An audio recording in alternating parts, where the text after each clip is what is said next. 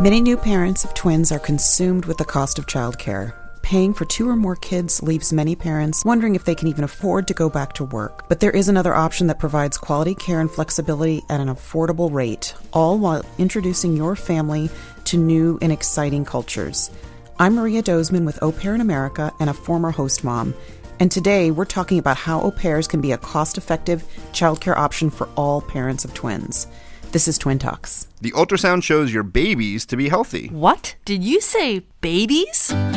You're huge. Are you having twins? Are they natural? Which one do you like better? Twins, huh? My neighbor's cousin's brother's uncle's a twin. So can they read each other's minds? How do you tell them apart? Twins? You got a 2 for 1. Do twins run in your family? Double trouble. You're not having any more, are you? At least you're not Octomom. If you're pregnant with twins or you're an experienced twin parent, odds are you've heard it all before. Now it's time to hear from the experts. This is Twin Talks, Parenting Times 2. To Twin Talks, broadcasting from the Birth Education Center of San Diego. Twin Talks is your online, on-the-go support group for expecting and new parents of twins. I'm your host, Christine Stewart Fitzgerald. We know twin parents are very busy, so download the Twin Talks app available in the Android, iTunes, and Windows Marketplace so you can listen to our shows when you're away from your computer. If you want to have our episodes delivered straight to you, then subscribe to our podcast through iTunes, and each new episode will automatically download to your mobile device. Turn this over to Sunny and talk about our virtual panelist program.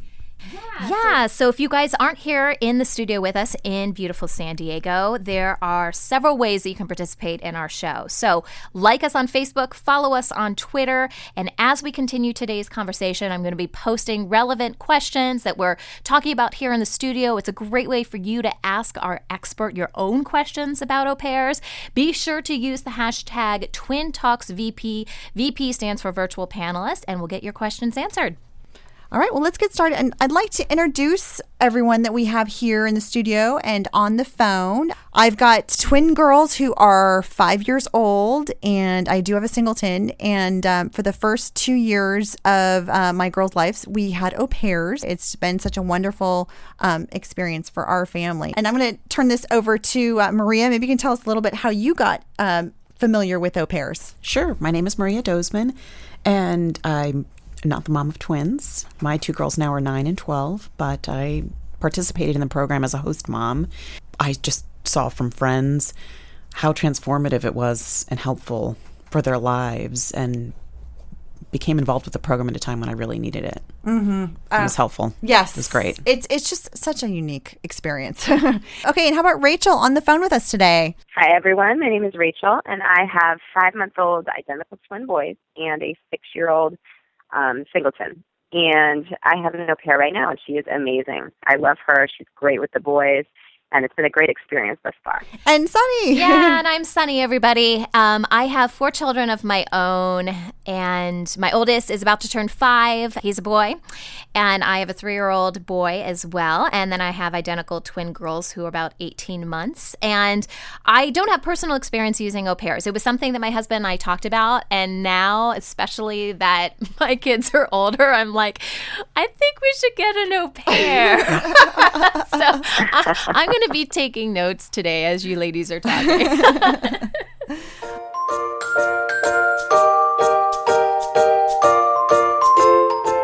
Before we get started with today's show, we'd like to announce a new partnership that we're really excited about.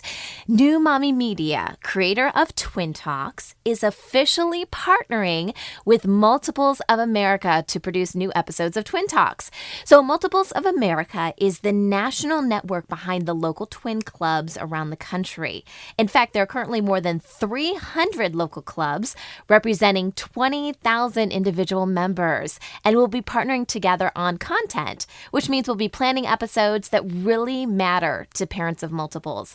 And we're also combining our communities and our reach so that each month thousands and thousands of parents can benefit from our episodes, and we can really make a difference. So that's the big news. If you haven't joined a local twin club yet, we really encourage you to get involved. Google Multiples of America for more information.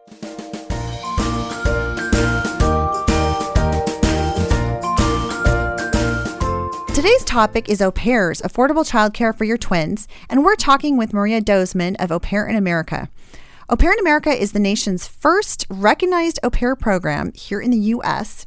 And during the last 30 years, they provided host families with more than 90,000 au pairs. And Maria was one of those families who had an au pair in her home. So thanks for joining us, Maria. Thank you for having me. After our interview with Maria, we'll tell you about a special discount Au Pair in America is offering all the Twin Talks listeners. First of all, I know, we said au pair and people are like, well, what is that? What language is that? What is an au pair? How does it differ from like a live-in nanny? Sure. An au pair is an international visitor between the ages of 18 and 26 years of age who chooses to come to the U.S. to gain a better understanding and appreciation of American life while living with an American family and caring for their young children. By definition, though, au pair means on par or equal to, and as it's a cultural exchange as well, she truly is expected to become a family member. This is really somebody you're welcoming into your home. And yes, they are performing a service for your family, but it's a very personal nature. It is. It is very much so. Trained live-in nannies, it's just whether they live in or live out, it's just completely different situation from a cost perspective, from flexibility perspective, as well as the rules of the program for an au pair program are mandated by the Department of State. So a live in or live out nanny wouldn't have those same restrictions. Like a live-in nanny, then you have to think about, payroll taxes and all of that sort of stuff. Whereas an au pair, it's all set up through the State Department. You know exactly what you're paying. What are some of the main the responsibilities that an au pair would do? And is that any different than a nanny? Sure. So an au pair is responsible for anything related to the children. So her duties can include waking the children, playing with them, caring for them, bathing them. She can prepare meals for the children, and she can do light housekeeping related to the children. The children's laundry, making their beds, straightening their rooms, cleaning up the kitchen after they eat, or straightening up the playroom once playtime is over, just some examples. She's also allowed to drive children to and from outings as necessary and as directed by the host family. And she can also be expected to stay home with the children when they are absent from school due to illness or holidays or unexpected school closure days. And that's a big plus for working parents. I know, right? It really is. We've actually had this come up already. So we've had our au pair take one of our twins to the doctor. It was the second week I went back to work. And so had I not had an au pair, I would have had to be off taking them to the doctor. So it was very helpful. Yes. We did cloth diapering with my twins. And so it does mean you're going to end up doing, 2 or 3 loads of laundry and a lot of stuffing and just, some extra. And it was so nice. I could just delegate. And here's some specific tasks that our au pair could do. And then, she would just budget her time, during the day and, get that done. And so it was just such a relief, for having some things I could say, okay, I don't have to worry about it. I know. And Rachel, I'm just curious, do you have any, specific things that you delegate that's just kind of like her thing for taking care of the kids? Yes. So she does the dishes for the babies, which is bottles primarily. And then she also does their laundry. And it's so helpful because they're kind of messy. They spit up a lot. So she's able to clean their clothes, and I don't come home to piles of laundry and dirty bottles everywhere. So it's really, really helpful. Au pairs are, they're providing a service of childcare and, helping around the house in that regard. But in addition to childcare, having an au pair, it really is truly a cultural experience. So where do most of the au pairs come from? And, and then how do they benefit from the program? Sure. So we have applicants in our pool from over 60 countries. But there are definitely some more popular countries, and I think it's mostly what's popular culturally within these countries. So Germany and Thailand and Brazil, a lot of South American countries as well. But you'll see a lot of Western European countries, Sweden, Spain is very popular as well. If you really want an American experience, truly an American experience, living with an American family is just invaluable. And I have been told from au pairs who have participated in the program and gone back home, because their English fluency improved so much spending their 1 to 2 years with an American family, because it is very different than just taking a formal program. Actually being immersed in the American language just allowed for them to have so many more opportunities professionally when they return to their home countries. So that really is wonderful. Oh, yes. It's a cultural exchange program. I mean, essentially they are exchange students. And so as families, I mean, we benefit so much from having that cultural exposure and our kids. And I don't know, I mean, and Rachel, maybe you can tell us, where is your current au pair? Where is she from? Our au pair is from the Czech Republic. And we interviewed a lot of different au pairs when we were looking. And it's kind of hard to find au pairs for infants because you need to find someone that has the infant experience. And one thing I did notice is that Western Europeans tend not to have the infant experience because the maternity leave is so much longer there. So I was looking a lot at Thailand and Brazil and South American countries because they have more experience. But my au pair ended up having a lot of experience with children. And she's awesome. She's brought a lot of her culture to us. In my family, so my mother-in-law is German. And so my husband speaks some German, but it's very rusty.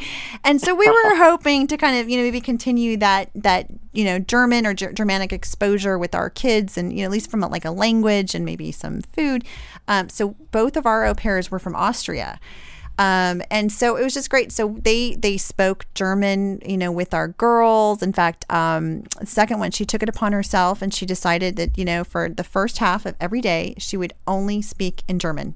And so my girls just got immersed in that as well. And some of their, first words, I mean, of course they had, the mama and daddy and, the English part, but they learned the playground was Spielplatz. Right. That's what they know. That's awesome. Isn't it incredible how quickly they absorb the other language? I was just fascinated by that. Our au pair was German as well. And I would just come home and they would just be saying hi to me or just, popping out random phrases in German and so excited and proud of themselves that they had taken that on so quickly. So how does Au Pair in America go out and find the au pairs and then, and also with screening, and then how do you do the matching with the families?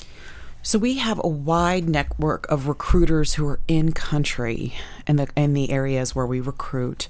And, the screening process includes a review of the applicant's childcare experience at first as the initial first step. And then it also includes thorough background checks, including the review and verification of their references, criminal, police, and medical records, and additional tests, including reviewing their ITEP assessment test to make sure that they do have the expected English proficiency that is needed to communicate at the basic level. We don't expect it to be perfect, but of course, and that's part of the screening process as well. If you have little babies, you probably need somebody with a little, and you're both working outside the home full time. You may want to go with the better English speaker versus my kids were school aged. So we could go with somebody who may not have been the most proficient English speaker because my kids were great facilitators of that. So those are the things to consider when you're looking at an au pair and what your needs are. And it's easy to screen for English language proficiency. Skype has changed the whole game from the very beginning, obviously. And a lot of the au pairs will have a video introduction as part of their application process as well. We have a very robust, it's called expert matching software, and of course an app as well. Yes, of course. There's an app for everything. And we have an app for the au pair search as well. As a host family applicant, you're looking through and saying, well, I really want someone who's over 21, and I need somebody who's a driver in her everyday life. And you just can go through and you need somebody who, you have a pool in your backyard, so you need somebody who's a swimmer. And you click off all of these, and then you may have some country preferences because your kid's grandma is German, and you really want them to be connected to that culture in some way because they just really have nothing in their everyday American life that connects them to grandma's way of life. So all of those things you can just click off on your online application, and through this expert matching process, you start seeing applicants who really are suited to what you're looking for. Right. And I think you mentioned that you have advisors that might kind of, guide the family. Maybe the family says, I really want a, British nanny. They've got this in their head. Well, that's a great thing. We have local representatives in all of our communities because that's part of the Department of State regulation that you are, as an agency, we're expected to have a local, we call them community counselors, in the community within 60 miles of your location. And this person manages all the host families and au pairs in this location. So she's your on-the-ground, expert. And then we have a placement coordinator who's at our home office in Stamford, Connecticut. And that is your support person there, as well as an additional manager to go to for support issues. But yes, all of these people with their individual experiences are a network. You could use all of them or none of them, decide to do the whole thing on your own, or use either or all as a sounding board as you're trying to make a final decision for your family. It's a really easy process. We did the matching online. We used the app, which was very good because my husband could put au pairs that he wanted to put on there, and I could put ones that I wanted on there, and then we could kind of look at both of the selections that we each were picking. And we went through their profiles. We read everything that was attached. We went through the interviews that they had, and I think we picked 4. And then we did the Skype interviews with the 4 of them. And after the Skype interviews, then we sat down again and said, okay, who do we like at the Skype interviews? And then we narrowed it down again, and we did a second Skype interview. And then it was between 2, and we ended up picking our current au pair, who's wonderful. So we made a great choice with her. But it was an easy process, and we were able to really get to know. I was worried at first because they're overseas. You can't have them in your home to meet them before you pick them. But the Skype was really good, and it was really helpful especially to find out how well they spoke English. Yes. I mean, here in San Diego, we have a lot of military families. Military families often have to move within, a 2-year, short period of time. How can au pairs help these families? Well, military families are a big part of the au pair program because so many military families have just unusual schedules, and one parent could be absent for long periods of time. So I definitely, that really, when I think about how an au pair helps military families participating in the program, it's that extra set of arms, that other adult who's in there when sometimes the other main adult can't be for months at a time or has an unusual schedule, or you have both service members who just need a flexible childcare option and an affordable childcare option as well. And, I was also thinking, with military families having to sort of pick up and leave and go to a different location, one advantage would be that the au pair can go with them. Yes. So instead of having to look for another nanny and childcare and daycare, it's like, okay, well, we've got our childcare with us. I know. We have 180 locations, including Hawaii. So we do have a lot of service members participating in the program in Hawaii. Well, that's great. Well, we're going to take a break. And when we come back, we're going to talk a little bit about the costs that are associated with au pairs and how this service can actually save you money. So we'll be right back.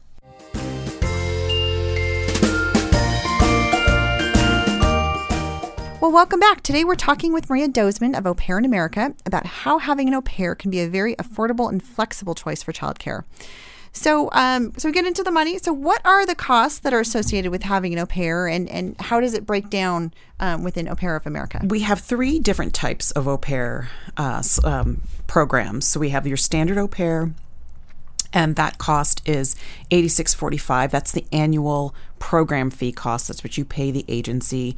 And in addition to that, you pay $195.75 as the stipend to the au pair every week. So what that works out to be is, on average, about $365 a week for 45 hours of childcare, and that's per family. It's not per child, but there are additional soft costs, if you will, that come along with that you need to keep in mind, that you also add private room and board to that as well.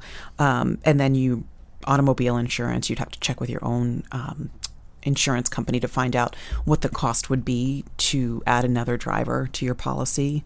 And then if you don't need a driver, and your au pair will not be driving, you are expected as a host family to pay for her public transportation, if you're not allowing her use of the car.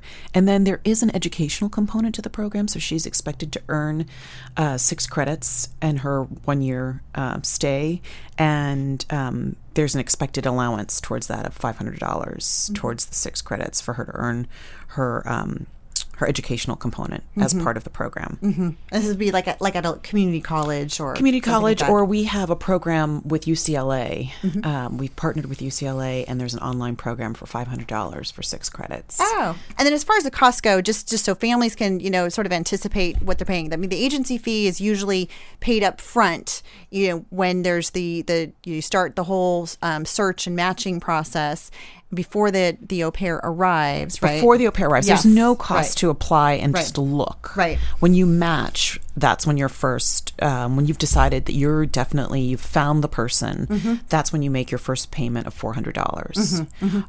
And one of what I started out saying was we have 3 different levels. So we have the standard au pair, and then we have an extraordinaire. So there's a little bit of an extra cost for the extraordinaire, and the extraordinaire is a candidate who has a formal degree in early childhood education and has been working professionally for 2 years. So there's more experience. More experience, right. And then Educare is for those parents who it's a little bit less expensive than the au pair and extraordinaire, and it's only 30 hours per week. So that's for the parents, ideally, where they just know that year-round they'll never need more than 30 hours of care a week. So there's a little less cost associated with that. So just to break it down, if you go for the extraordinaire, that's $442 a week, and your Educare is $293 per week. Educare is not available everywhere, so it's not available in the San Diego area, but there are other locations in California where it is available. Okay, now that's great to know. And then I think the other parts are just the stipend, so then that's paid directly to the au pair. Right. Every That's week. Yeah. considered her pocket money for the Yes. week. Yes. Maria, as a host parent, you chose Au Pair in America. So why would you recommend other parents to use their service? And how does Au Pair in America stand out from the competition?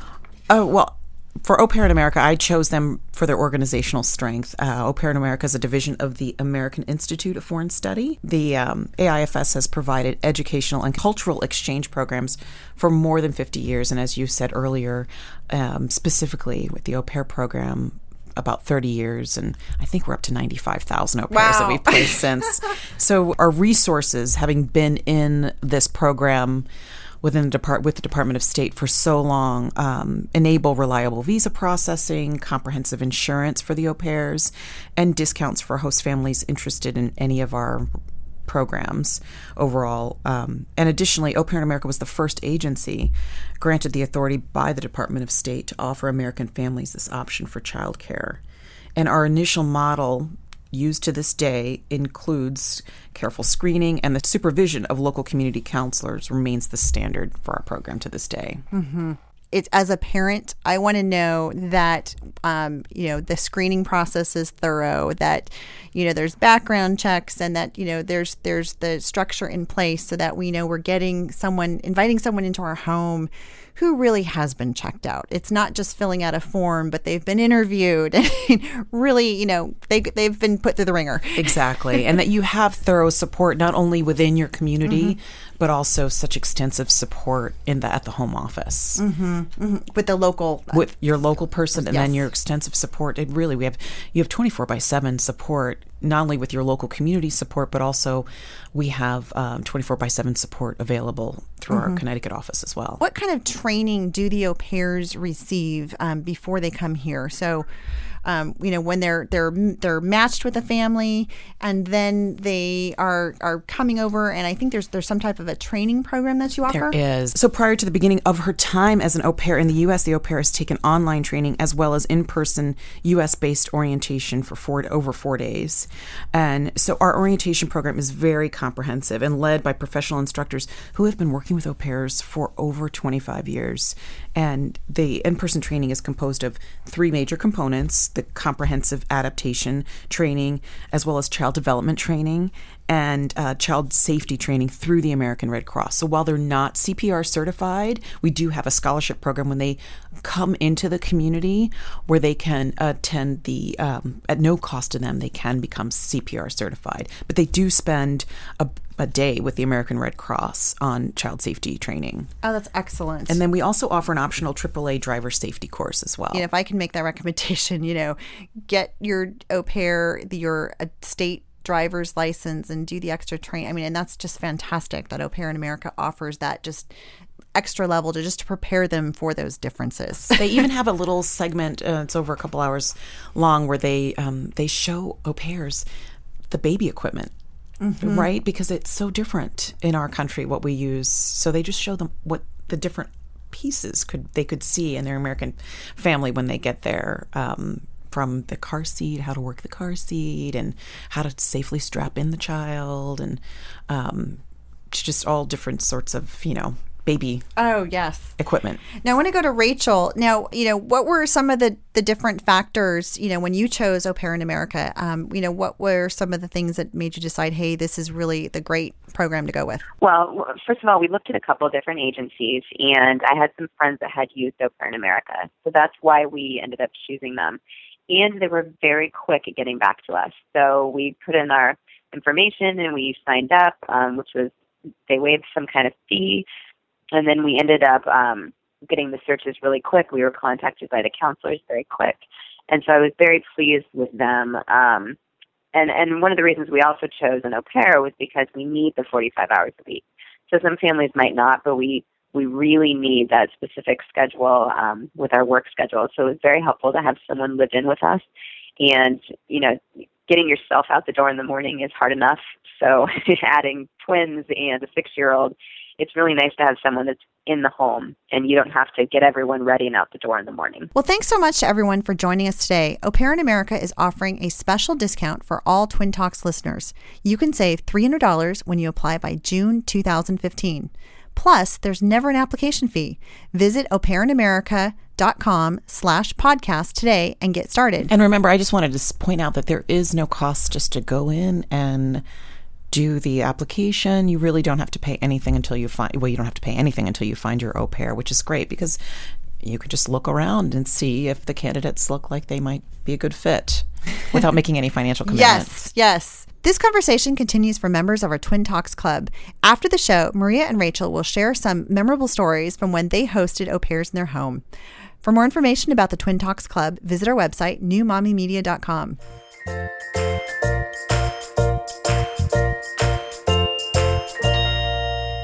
Hey, Twin Talks, we have a question from one of our listeners. This actually comes from Kelly Marie, and she writes to us on Facebook, and she says, I'm 30 weeks pregnant with twin boys. Is it natural for my stomach to tighten up really tight, and sometimes it even hurts? Is that natural?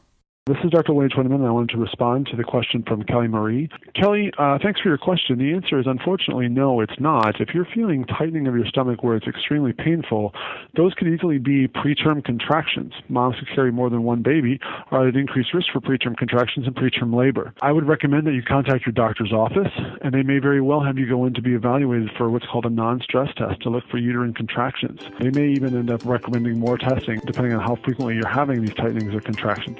Please call your doctor's office when you learn this information, okay? Thanks for your questions and keep them coming. Well, that wraps up our show for today, and we appreciate you listening to Twin Talks. Don't forget to check out our sister show, Preggy Pals, for expecting parents, and our show, The Boob Group, for moms who breastfeed their babies, and Parent Savers, your parenting resource on the go. This is Twin Talks, Parenting Times 2.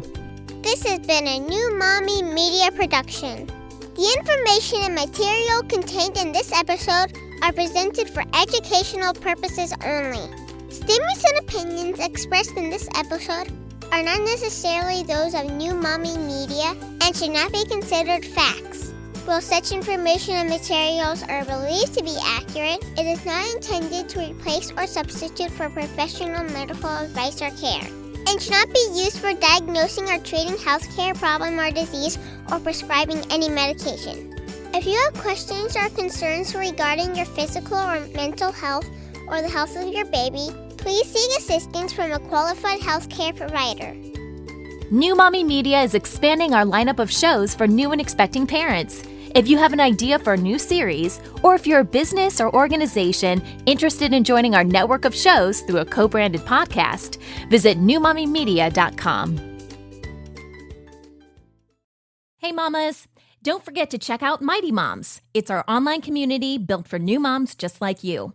Not only can you connect with other moms, but you can also join us backstage for special mom-only online events. And you'll also be notified when we're recording so you can join us as a special guest.